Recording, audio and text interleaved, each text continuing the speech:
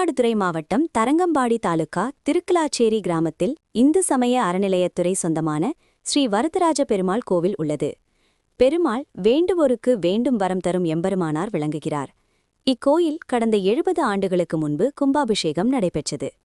இதையடுத்து மீண்டும் கும்பாபிஷேகம் நடத்த திட்டமிட்டு பாலாலயம் செய்யப்பட்டு பழமை மாறாமல் திருப்பணிகள் தொடங்கி நிறைவு பெற்ற நிலையில் இன்று கும்பாபிஷேகம் வெகு விமர்சையாக நடைபெற்றது.